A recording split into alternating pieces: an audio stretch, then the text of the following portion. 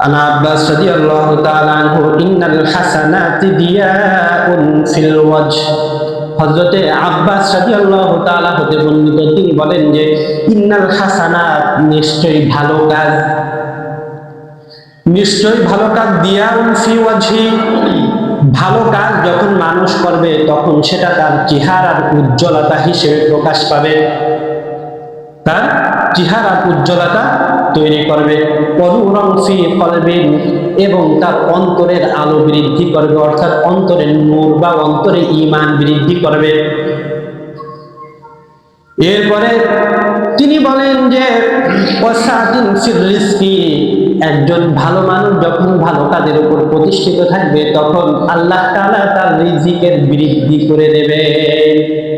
তাহলে তিনটা জিনিস পাইলাম, যখন ভালো মানুষ ভালো আমল করবে, আল্লাহ জিকির তাসবিহ তাহলিল, আল্লাহ যা নিষেধ করেছেন তার থেকে দূরে থাকবে, যা আদেশ করেছেন তার পরম শক্তি ব্যয় করে হলেও জীবনের শেষ মুহূর্ত, জীবনের শেষ রক্তবিন্দু দিয়ে হলেও সেটাকে আঁকড়ে ধরবে।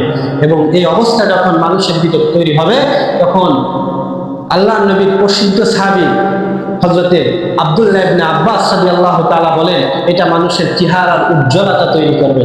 যদি বলেন যে চেহারার উজ্জ্বলতা মানে কি সে সুন্দর হয়ে যাবে, তাহলে সেই বিলাল রাদিয়াল্লাহু তাআলা তিনি ছিলেন হাবশী গোলাম, কালো, নাক কাটা ইত্যাদি অনেক কিছুই ছিল, অথচ তিনি তো সোনার মানুষ ছিলেন।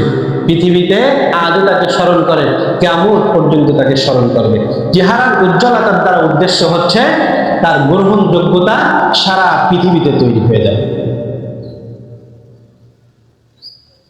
তার চামড়া যদি কালো হয়ে থাকে তার ভিতরও তার প্রতি ভালোবাসা, সহমর্মিতা, সৌহার্দ্য, আদর, মায়া, মমতা, স্নেহ এগুলো উত্তর আল্লাহ তাআলা পৃথিবীর সকল প্রাণীর ভিতর বৃদ্ধি করে দেবেন। সুবহানাল্লাহ।